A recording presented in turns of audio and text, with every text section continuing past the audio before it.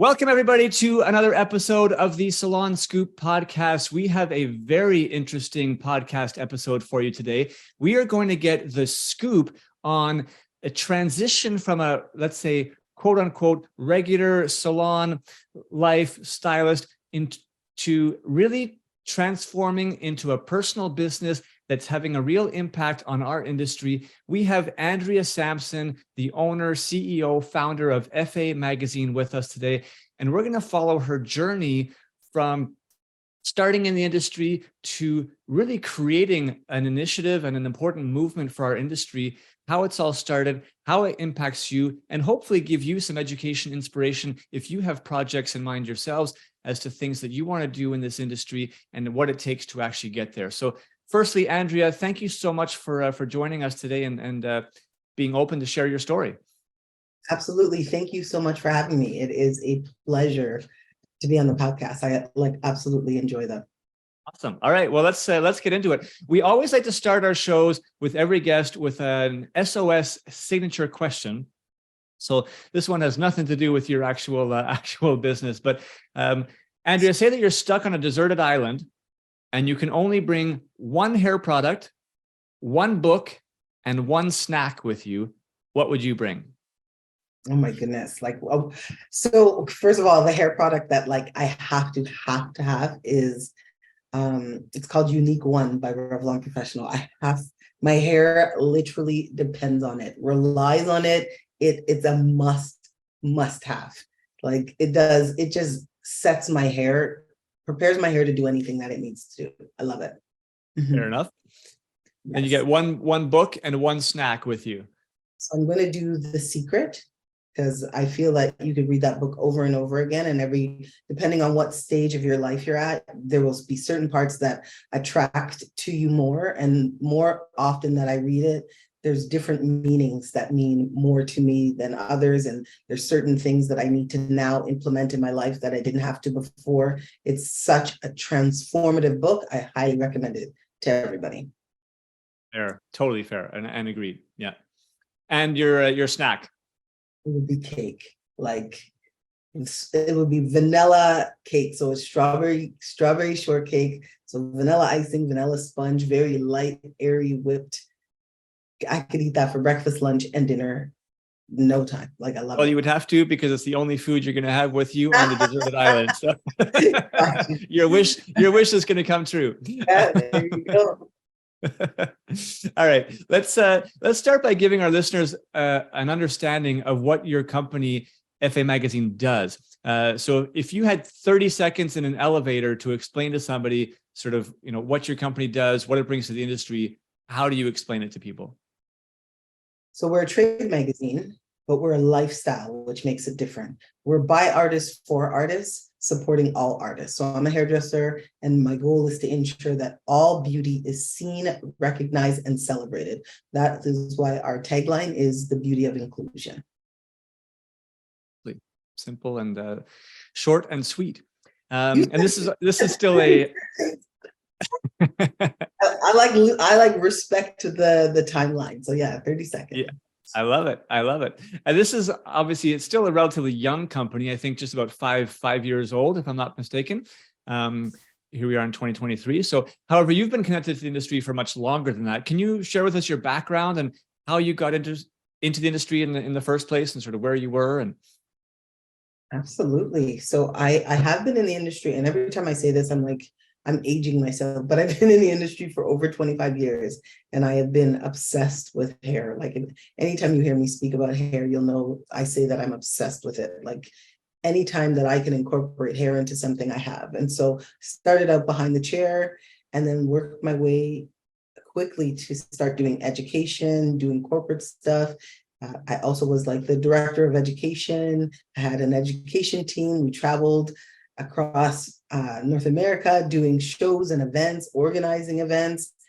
I've always been connected to it. And then when I stepped away, I think part of the reason I wanted to start FA or start something different was because I wanted to ensure that all beauty was seen, recognized, and celebrated. And from where I was standing, it was one-sided. I only saw one side of beauty. I saw the very standard Eurocentric type of beauty, blonde hair, blue eyes. And there's so much more to beauty than just that. And it was, as I sat and looked out into the many audiences, I never saw myself. And the reason that I didn't see myself is because there was nothing on the stage that spoke to anybody else. And I wanted to change that. I wanted to make sure that all hair was being seen, all hair was being recognized, all was being seen, it was being taught and being incorporated into what beauty really is and what beauty really looks like today. And so here started the journey of FA Magazine, where we would be able to create shows and give content for the first time, be able to give inclusive content that any one person could look into FA Magazine and they would be able to relate to a person, a place, a story, something. It didn't matter. As soon as you open FA Magazine, you can relate to it. Amazing. And what would you say was the trigger? Like, was there a specific moment, like, because leaving, your salon career to start kind of a new company is a big decision, and you obviously had, a big role in terms of, director of education, managing team, traveling across North America. So what was that moment? What was that trigger to kind of make you decide it's time? So I was at a show. I think it was the Toronto ABA that I was at, and I had just come off stage, and there was this young Black woman who came up to me, and she said that I have never seen another Black woman on stage before. I've never seen it, and she was mesmerized and sad and in tears because she was like, I feel like I can do this now. And it was like there's more than just that. It's more than just platform work. There's so many areas that I now have the opportunity to create space for others who feel like they're not being seen in the beauty industry. And I then was like, okay, I need to do more because I can't be on every stage, but I can be in every hair salon. If we create a magazine that makes everyone feel like they belong, and now we're in every hair salon, we are creating this inclusive community that makes people feel like one. And that's when it was time for me to do something else. Beautiful. Love that. Because many people out there in our industry have ideas in their heads about a new project they want to do, but often it stays as an idea or a dream inside of them, right? What do you think, from your experience in the industry, like, what do you think holds some people back from actually going forward and trying to reach some of those ideas or dreams? It's fear. It's Fear of what? Fear of not succeeding, fear of the unknown, fear of being uncomfortable, the fear, like it's fear of your entire surrounding changing.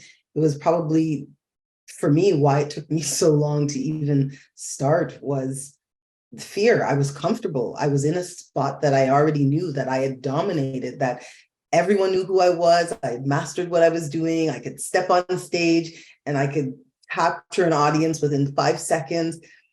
And it was fun. I loved it. There was nothing that I didn't love about it. And it to now transition into a space that's unfamiliar, that I'm not sure about, that I don't know how every day will go, is scary. And it keeps people in this comfort area. And I always tell people, it's not my quote, but it's like, comfort is where you stay to die. You can't be there. You've got to be uncomfortable. Every time I am the most uncomfortable is when I see the most growth. When things change, when I am like in turmoil on the inside because I don't understand what's happening or my next move, that's when the biggest things happen. Of that. Yeah, there's some quotes. If you're not growing, you're dying. And another one I love is, on the other side of fear is freedom. And you're right, that fear often, holds us back because, yeah, it's the unknown, right? It's the fear of things. But if we actually act and can just kind of push past it, we have this complete almost revelation, right? Of what's actually possible. And we kind of can change our own belief system around what's possible, which really brings about, tremendous freedom. So I really want to try to delve into some of this to help maybe people out there that are listening or watching who have ideas of projects, but they have been held back. And we're going to try to give them the confidence, give them the inspiration, to maybe move forward on some of those ideas that they have by sharing your journey. So can you share with us what you concretely had to do to bring your dream or your vision into reality? Like, how did you get started with that? I'm there. So I would say for the last 5 years, I've walked in faith. Every day has just been a day that I've had to believe that I could do something and trust that it will happen. And it was about creating a routine. So when I left my other position, what I did was make sure, even though I'm going into something I wasn't familiar with, I kept my same routine. I think it's so important for people to develop a routine, some good habits. So I got up at 6 a.m.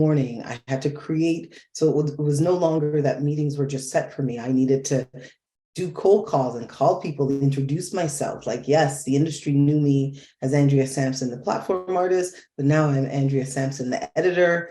Now I had to come to them and say, okay, this is what I'm looking for. And here is what I'm doing. Here are my programs.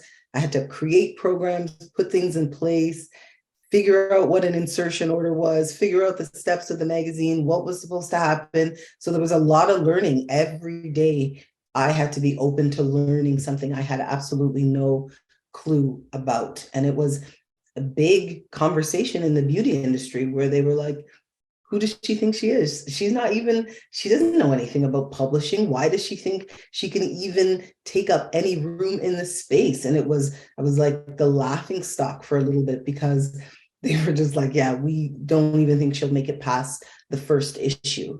And now we're on like issue 33, so it's like I had to quiet the noise of the world and be laser focused on what it is that I knew that I had to do. I had this purpose. I have all these words that I feel people need to hear. And if I allowed the distractions of what other people had to say about me, I wouldn't be here today. So one of the things that I developed was my motto was someone else's opinion of me is none of my business. None of my business. Or their expectations, what they expected of me. When I started exceeding the expectations of what others thought that I was doing, it brought uproar. People were mad because they were like, how is she doing this? Why is she doing this? Why is she still here? And it's like, because this is my purpose. This is what I'm here for. Like, I am going to publish FA for as long as it is serving the industry. It's not just about. Love that. And actually, that's one of my favorite quotes as well. Other people's opinions are none of my business. And you know what? You have to sort of block that out. I had a somewhat similar experience. I mean, many people might not actually know this about me, but I was also in a very comfortable position. I was a general manager for one of the largest, brands in Canada, in the corporate world. Had all the comforts of that, but felt as though I had a bigger mission of helping the industry, helping salon professionals, and that I was going to be better suited to do that in a smaller scale environment where I had the flexibility, the speed to sort of, be out there and touch people. So I left the corporate world and started actually by being involved with Green Circle Salons, an environmental services company for the industry. And we were literally like growing it from practically nothing. And I was starting it off in one market, in the Quebec market, to get it going. And literally there'd be some days where I was going into salons, like picking up their garbage, and they knew me as, the head of this major brand. And now all of a sudden they saw me coming in and sort of they're collecting their waste and whatnot. And wondering like, what on earth is going on? And similar style. Like you just have to stay focused on, the faith and the mission that I want to do. And I knew that I was going to be able to make a really, really important difference, for the industry. And now, many years later, starting our company, Salon S.O.S, providing digital marketing services and support, on a business standpoint, is just something that's so, so important. And if you can block out both the the boos, and the cheers. This is a Gary V, sort of motto. You can really just stay focused on what you need to do. So glad that you've been able to do that successfully and had like you said, your 33rd edition already published. What would you say is one of the biggest obstacles that you faced in building your company, and what did you do to overcome it? Well, one of my biggest obstacles, I would say, was knowing my worth, and sticking to it, knowing this is what it is that I want to accomplish, and not bending or changing my model to conform to what is the beauty industry. I'm here to create a change and do something different. And regardless of the pushback and the doubt and the naysayers, I have a mission. And I won't say that I'm 100% there, but I am well on my way.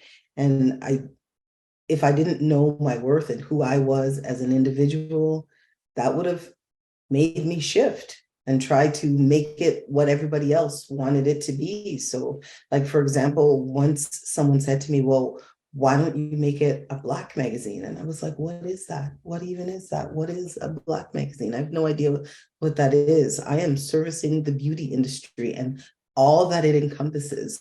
So it doesn't matter what color your skin is, and what does it matter? Just because I'm Black, I only know how to speak to a Black audience. I speak to everyone. I am for the people. And I had to keep reminding people that multicultural means everyone. It doesn't just mean Black. That's not just the audience that I'm catering to, nor is it the audience that I only know how to relate to. I have been on stages, like I said, where there's not one Black person in the audience, and I can relate to absolutely everyone. So it was really about making sure that I know who I am in order to move forward as I would like to. Like that. Because often when we think of, what the biggest obstacles might be, we might think of, an operational challenge or a human resource, a staffing challenge or whatnot. But very often the biggest challenges are internal, right? Inside of ourselves, that are the strongest barriers to moving forward. And if you're able to recognize that, learn from it, and overcome it, that the rest of it ends up being much easier to manage and handle. Tell us a little bit about your vision or your mission. Like what are you hoping to achieve? What's your vision for your company, over the next few years to come, medium to long term? Mm-hmm. So right now we just finished, my son and myself, my son who's a lawyer, by the way, my son and myself, we just wrote a curriculum, a hairstyling curriculum that addresses hair by texture and not race, so that the salon professional will be able to incorporate all textures in everything that they do. So our curriculum is about all hair types. Everyone wanted me to come in with this curriculum that focused on teaching how to work on Black men and Black women's hair. And I feel that that will further segregate the industry. That's not what I'm about. I'm about creating a curriculum that caters to everyone. And regardless of who sits in your chair, you will understand how hair types works, their characteristics, what is needed, the products used, and how you're going to incorporate them. The changes and the shift as the hair changes, what shift has to happen within your head as a stylist to make you understand all hair types. So my plan is to ensure that our curriculum is a part of all of the big brands, so that they can now implement this type of education through their educators, through that the salon professionals are having this information, as well as I've started working with many of the schools right across Canada to implement our education curriculum so that it starts like at the basis of all things at school, where it all starts, where people walk away. And I know, like, when I left hair school, I had basic knowledge, but I had the basic knowledge to then dive into everything that I needed to. Right now in hair school, you're learning one side of basic knowledge. So you walk out not knowing an entire section of the beauty industry, and there's so much more to that. And just like how the demographics and people are changing, so is hair, and it is not the same. So we want to make sure that people understand that hair as we know it, or as we knew it, doesn't exist. It's completely different, and that we need to evolve and change with that to ensure that we can cater to the world that is today, the Canada that is today. It's not what it was 30 years ago, and we need to adjust for that. So with FA Magazine, with publishing, we'll make sure that we have the stories that will support that. We'll make sure that we're highlighting a diverse selection of hairstylists. And then we have our award show, ensuring that now we're bringing to the forefront different stylists that have different talents, putting in different categories that didn't exist before, so that now we're able to highlight and show all hair types so that everybody can be a part of it. Like, I can't stress enough that my vision and my mission is about the people. It's about hairstylists ensuring that they belong to this community that we call hairstyling. Sounds clear to me. It's like 100% pure inclusion of everyone. Are you? Is the magazine distributed in the U.S. right now? And if not, is that part of your vision or plan? Yes, so we are. We started last year, just softly going through the U.S. We're being distributed. One of our distributors is Framar. Not sure if you're familiar with Framar. Absolutely. They're the most beautiful family. I absolutely love them. So they are distributing the magazine, which puts us into the hands of stylists in right across the globe, actually. So how it works is FA Magazine, each one of our distributors is allotted a certain amount, certain copies of FA, and they put a copy of FA Magazine in all of the orders that go out, which allows then for us to get to our 10,000 copies of distribution almost immediately, and also put our book into the hands of stylists across the globe. Love that. Let's talk a little bit about social media. What, or I guess who is the target audience that you post for on social media? Who's your ideal people that are following you? So it's hairdressers, barbers, estheticians, like artists. We're a lifestyle magazine, not just about hair. We do also discuss like mental health and motivation and parenting and working out, like all of the stuff. We tackle it all. So we do get a little bit of everyone. Our focus is always the hairdresser, the barber, the esthetician, like the beauty professional, to ensure that we're giving them information that's beneficial to help them in their everyday life. I feel that so many times, like, it can't only be about, salon makeovers and hair.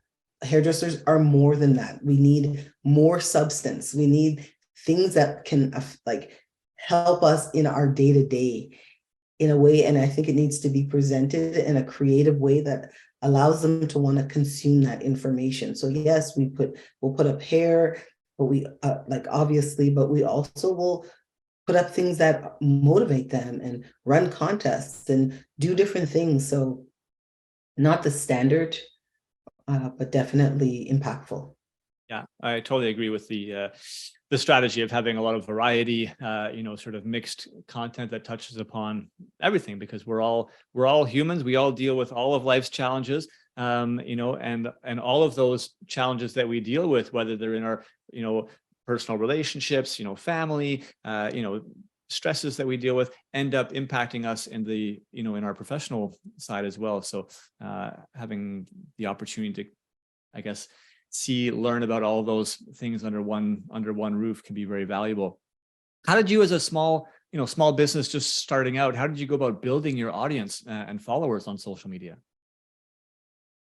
So I guess we did it authentically. We don't have this huge, large platform. We wanted to make sure that we were organic and building so that we can ensure that we're having the engagement as we grow. So it's taking us a little bit longer than I would like, but our main thing was putting out content as the book. It's a replica of the magazine, where it's whatever's happening in the magazine at that time. Now we're also putting it onto social media and diving in a little bit more and doing interviews and doing my editor's letter. I think the biggest change as an editor is that we weren't talking about what was happening in the book.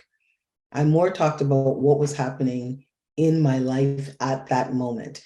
Because the thing is that if you want to know what's happening in the book, just open it and read it.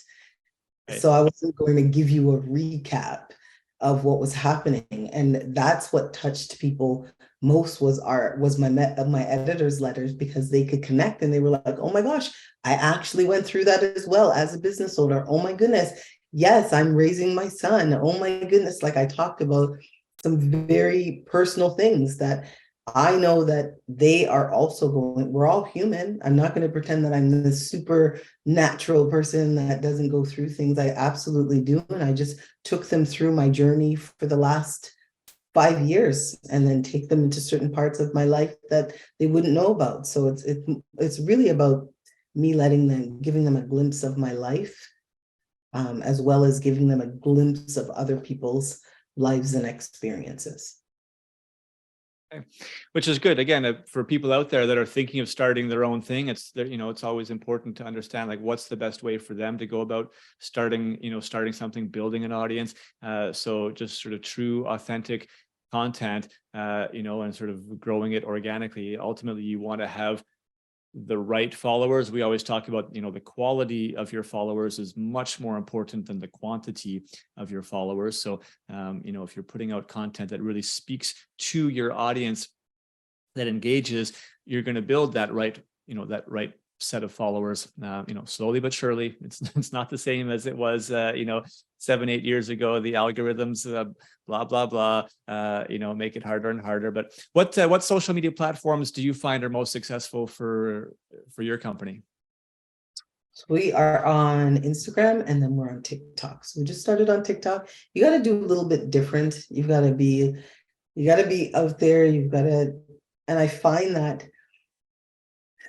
TikTok information doesn't transfer to Instagram. Instagram doesn't transfer to TikTok. So you got to do two different things, but those are the two main platforms that we're on. For TikTok, I'm using it more talking about me and my journey as an editor in the magazine and doing all of these things to, make that personal connection. And on Instagram, we're doing imagery. I'll share some of my TikTok stuff. I make sure that we're also very active on LinkedIn. And, that's pretty much what, and we also have our podcast. So we have our podcast that you can listen to on Spotify or Apple Podcasts. So we are trying to get out to as many places as we can that we feel will make a difference. Yeah, absolutely. What are the handles, social media handles for Instagram and TikTok, if people want to follow you? At FA Magazine. Very easy. EFE Magazine, correct? Yes. Fantastic. All right. We'll make sure that's in the show notes for everybody. If people want to connect with you or with FA Magazine, they want to find out how they can get it in their salon or whatnot, what's the best way for them to go about doing that? So they could send us an email at info@famagazine.com, and then someone will set them up with one of the distributors, because we have distributors right across Canada. And so we would, or they can order from us directly online. So we could set them up with a distributor, or they can order directly from us online. There's just a cost to that. They pay for shipping, but the magazine itself is free. Or if you go through our distributors, it shows up in one of your orders. It's a nice surprise. Hey, so Yes, woohoo! Love it, love it. All right, Andrea, I want to sort of close up with one more sort of signature question that we always ask each of our guests. We're going to tailor it to the specific topic of today. So, other than telling somebody to just do it or just go for it, what advice would you give to somebody who has a dream, to start something innovative in our industry, but just hasn't been able to push forward yet? What would your advice be to that person? wow, you caught me off guard with that one, even though it's like was bolded and highlighted on. So I would actually tell them that they should have a plan, create a plan, write it down, create a vision board. I have my vision board is right here. Put everything down on paper, and then try to action it. Action a little bit of something every single day, even if it's the littlest something. Action it, because it's all those little things that add up to make the real big things. And then you can do it. Believe in yourself. Yeah, I love that. I was gonna add that in. I think belief in your vision, or in your idea is critical and needs to guide you to, just as you say, just keep taking steps, trust the process, even if it doesn't feel like it's coming together the way that you expected it, as quickly as you hoped or wanted to.